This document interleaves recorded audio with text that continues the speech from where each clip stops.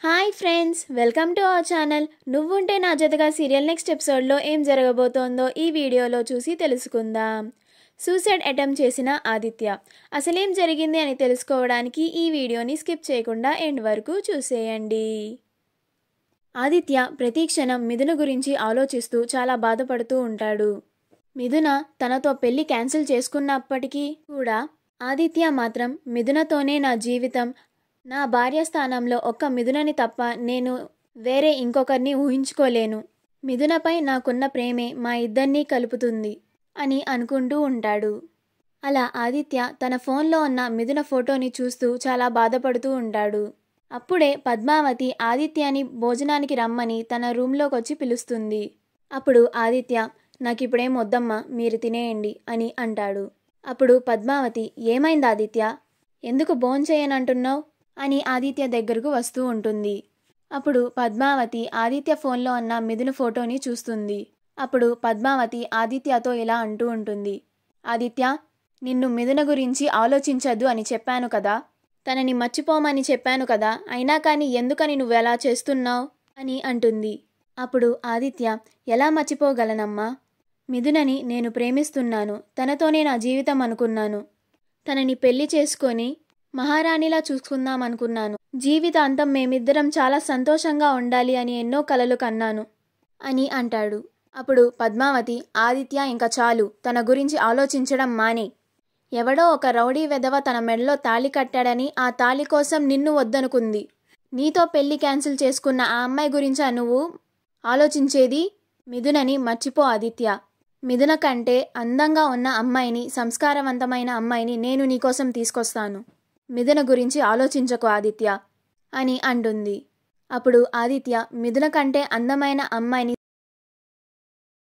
తీసుకురాగలవేమో కానీ మిథున లాంటి అమ్మాయిని నువ్వు తీసుకురాలేవమ్మా. నా మనసులో ఉన్న మిథున స్థానాన్ని ఎవరూ చెరపలేరమ్మా అని అంటాడు. అప్పుడు పద్మావతికి కోపం వచ్చి, ఆదిత్య, నీకేమైనా పిచ్చి పట్టిందా? మిథున తన మెడలో ఉన్న తాళి కోసం వాళ్ళ ఇంట్లో వాళ్ళనే వద్దనుకొని ఇంట్లో నుంచి బయటికి వెళ్ళిపోయింది. తనకి నువ్వో లెక్క? నిన్ను వద్దనుకొని వెళ్ళిపోయిన ఆ అమ్మాయి గురించి ఇంకా ఎందుకని ఇలా ఆలోచిస్తూ ఉన్నావు? ఇదంతా ఇక్కడితోనే ఆపేస్తే మనందరికీ చాలా మంచిది ఆదిత్య. ముందు భోజనం చేద్దుగాని పద అని అంటుంది. అప్పుడు ఆదిత్య, నాకు ఆకలిగా లేదమ్మా, నేను తినను అని అంటాడు. అప్పుడు పద్మావతి, సరే అయితే నువ్వు వచ్చేదాకా మేం కూడా తినాం అని అంటుంది. అప్పుడు ఆదిత్య, నా కోసం ఎందుకని మీరు భోజనాన్ని వద్దనుకుంటున్నారు, మీరు తినేయండి, నా కోసం ఎవరు పస్తులు ఉండక్కర్లేదు అని అంటాడు. అప్పుడు పద్మావతి, ఎందుకు ఆదిత్య ఇలా చేస్తున్నావు? ఇప్పటి వరకు జరిగిన అవమానాలు చాలవా?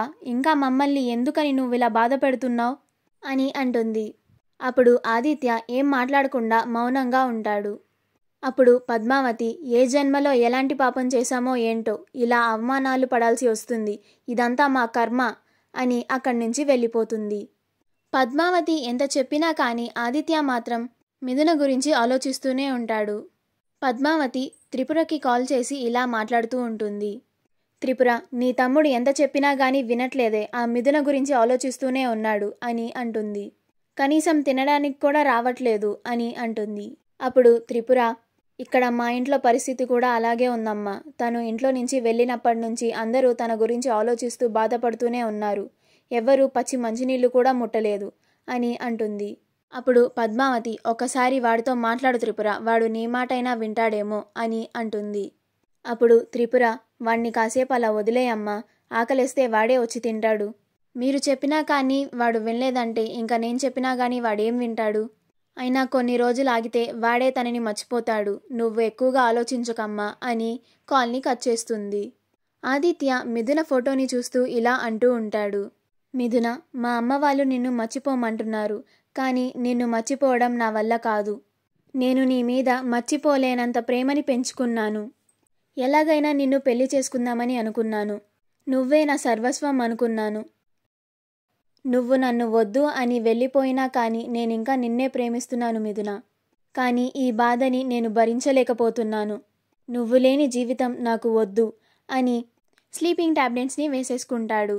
మా వీడియో కనుక మీకు నచ్చినట్లయితే లైక్ చేయండి, షేర్ చేయండి, మా ఛానల్ని సబ్స్క్రైబ్ చేసుకోండి. పక్కనే ఉన్న బెల్ ఐకాన్ని క్లిక్ చేయడం మాత్రం మర్చిపోకండి.